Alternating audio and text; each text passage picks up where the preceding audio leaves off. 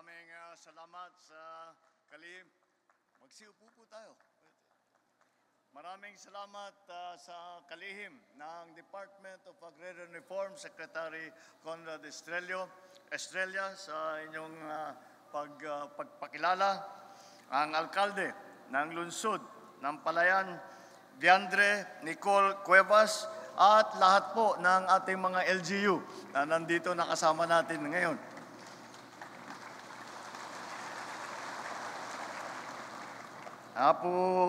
Vice Governor of Nueva Ecija, Vice Governor Emmanuel Antonio Umali.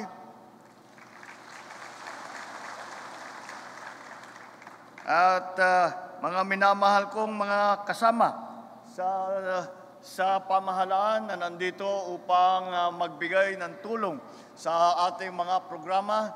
At ang pinakamahalaga sa lahat ng nandito ngayon, ang pinaka-importante, kayo po, mga agrarian reform beneficiaries na ating binibigyan ng ating condonation at saka financial assistance. Ito dahil birthday ko po, sinamahan po ako ng dalawa kong anak. At yung panganay ko po ay congressman na ito sa 1st District ng Ilocos Norte, Congressman Sandro Marcos. Ito namang isang anak ko, pangalawang anak ko, yung bunso ko, wala, may kasama yung kanyang mother. Kaya ang sumama sa akin, si Simon, na hinila ko po sa sila. Si Sandro ay busy sa budget ngayon. Dahil sa Kongreso, yun ang kanilang ginagawa. Si Simon naman, nagtatrabaho sa malaking kumpanya at lagi nakakulong sa opisina. Kaya sabi ko, magpakita kayo para makita ninyo, sumama kayo sa akin, makita ninyo kung ano talaga ang hinaharap ng ating mga magsasaka at ating mga agrarian reform beneficiaries para alam ninyo kung ano talaga ang pangangailangan sa iba't ibang lugar. Mga kapwa kong manggagawa sa gobyerno, ladies and gentlemen, magandang tanghali po sa inyo lahat.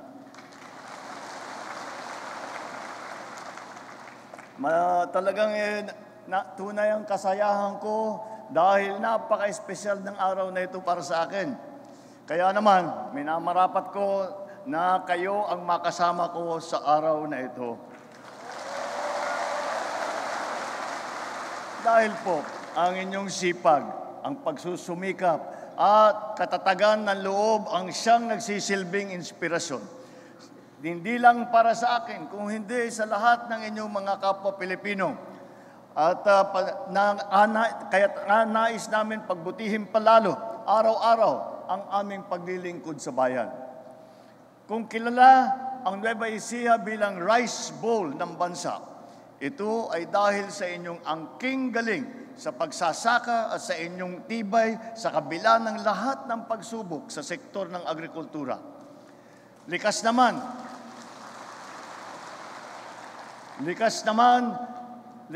talaga sa mga Novo Ecijanos ang tibay at tapang tulad na ipinamalas ng mga bayani ng probinsya na ito sa unang sigaw ng Nueva Ecija 128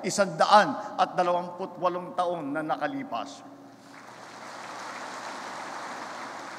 Ngayong araw na ito, ating ipinagbubuni ang isa pang laban, hindi sa pagdidigma, kung hindi sa magiting nating paghaharap sa mga pagsubok sa buhay. Narito po kami ngayon upang suklian ang inyong sipag, ang inyong dedikasyon at determinasyon na isang munting handog na nawa ay makatulong na higit para sa inyong lahat at sa inyong mga pamilya. Simula ngayon, magbabago ang buhay ng 6,000 magsasaka dito sa inyong lugar. Ito po ay 6,000 dahil ito po ay 6,000 lang yung kasya rito. Pero 10,000 sa lahat-lahat ang makakatanggap ng tulong galing sa Department of Agrarian Reform. Dahil maghahandog po tayo ng halos 10,000 certificate of condonation with release of mortgage o yung ating tinatawag na COCROM sa mga benepisyaryo ng reformang pansakahan sa Nueva Ecija sa ilalim ng New Agrarian Emancipation Act. Ibig sabihin nito, lagpas 270 milyong piso ang pagkakautang ng mga benepisyaryo ng agrarian reform dito sa Nueva Ecija, lahat po nabura na po yan.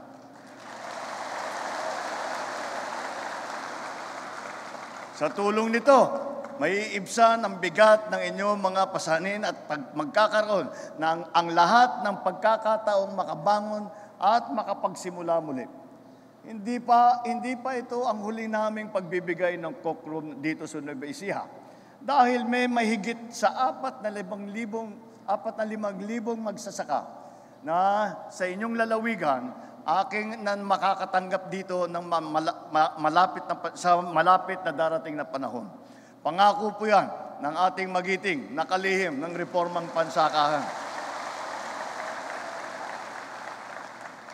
Pareho kami dahil baka hindi ninyo alam, binabati niyo ako ng happy birthday. Itong ating Secretary Estrella, birthday niya kahapon. Kaya yun ang... Kaya nung nag-uusap kami, anong gagawin natin? Anong gagawin natin sa birthday natin? Namin, hindi ba birthday? Dapat may blowout. Ito ngayon yung blowout. Sa kabuuan, mahigit 500 milyong pisong utang para sa lupang pang-agraryo dito sa inyong probinsya ang sasagutin na po ng pamahalaan. Ang pamahalaan po, kami po ay naniniwala na sa pagwawalang bisa ng pagkakautang na ito ay giginhawa ang buhay ng ating mga benepisyaryo. Hindi na kayo mangangamba sa pagbayad sa amortisasyon. Hindi na kayo matatakot na mawala pa ang lupang pinagkukunan ninyo ng pantustos sa araw-araw. Maaari nyo nang gamitin ang perang pinanghuhulog nyo sa lupa para sa inyong pangangailangan.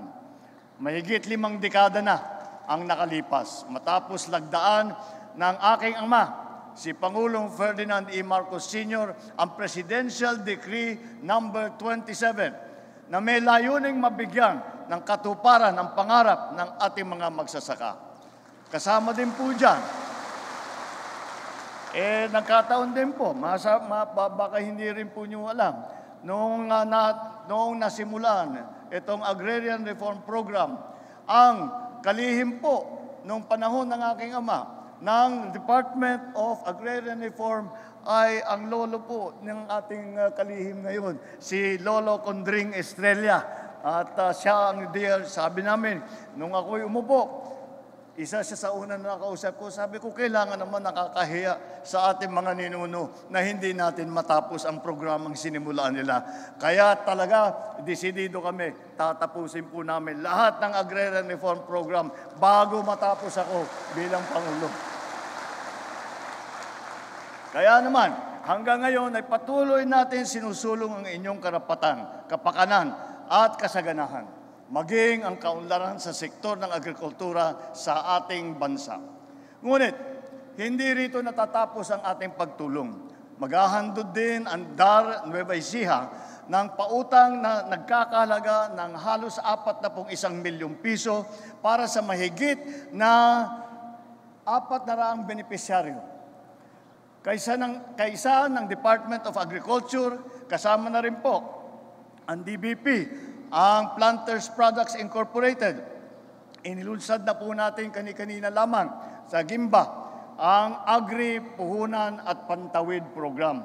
Sa ilalim ng programang ito, ang bawat magsasaka ay makakatanggap ng Interventions Monitoring Card o IMC. Ganito, binigyan ako ng kanina dito sa bibigyan kayo ng ganito na card na magagamit sa pagbili ng binhi, ng abono at iba pang kagamitan sa pagsasaka mula sa mga accredited merchant.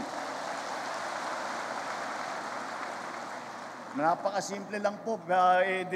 Nag-demonstration sila kanina. Meron pong makina, parang ATM. Basta't haharap mo lang yung card mo na ganyan, babasahin na niya itong mga detalye rito, at pwede nyo nang gamitin para meron naman kayong tinatawag na credit para makabili at para makakuha ng inyong mga inputs, ang inyong mga pangangailangan para sa parang production loan para sa pagsimula bawat planting season. Ang hiling ko lang po, patuloy po ninyong pagyamanin ang inyong mga lupain. Makilahok kayo sa mga gawain na magpapaunlad sa inyong komunidad. At tulong-tulong po tayo na paunlarin ang ating buong bansa. Sa tulong ninyo, sa pagkakaisa po natin mga kapwa Pilipino, ito po ay maaabot din natin itong pangarap na matagal na nating hinahanap. Marami pa pong pangarap at plano para sa Pilipinas. Nais kong maging kaagapay ng bawat isa ang pamahalaan. Nais kong mabigyan ng magandang edukasyon, kalusugan at hanap buhay ang bawat Pilipino nagsisikap pagbutihin ang kanilang mga buhay. Kaya sa araw na ito, sa buong bansa, sabay-sabay po tayong naghahandog ng tulong. Sa ginagawa natin po ngayong araw, mahigit isang 1.3 bilyon na piso ang ating ipagkakaloob sa mahigit 260,000 kababayan natin na nangangailangan sa pamamagitan ng ayuda sa kapos na Angkita program o yung tinatawag na AKAP. Gayon din po, sa araw na ito, naglaan po tayo ng lagpas sa 300 milyong piso na pondo mula sa aking tanggapan upang gawing libre ang serbisyo ng mga pampublikong tertiary hospital sa bansa, kagaya ng Philippine General Hospital sa Maynila, sa Vicente Soto Memorial Medical Center sa Lungsod ng Cebu, ang Amay Pakpak Medical Center sa Marawi, at iba pang mga government hospital. Sa mga pasyente po nito, sagot na po namin ang inyong mga gastusin sa araw na ito. Wala na po kayong kailangan alalahanin sa usapin ng mga babayaran. Nawa po ay sa pamamagitan ng mga tulong na ito at sa pagsisikap at pag-agapay sa bawat Pilipino, may tataguyod natin ang isang bagong Pilipinas na hitik sa mga biyayang bunga ng mga binhing itinatanim natin ngayon. Hangad ko na katulad ng aking kaarawan, ang inyong maghapon at kinabukasan ay maging puno ng liwanag, ligaya at pag-asa. Maraming salamat sa inyong ginawang sakripisyo. Maraming salamat sa inyong patuloy na pagsisikap upang ang ating bansa ay mapaganda at ang ating mga kababayan ay gumanda ang buhay. Maraming salamat sa inyo at mabuhay po kayong lahat. Maraming salamat po, mahal na Pangulo.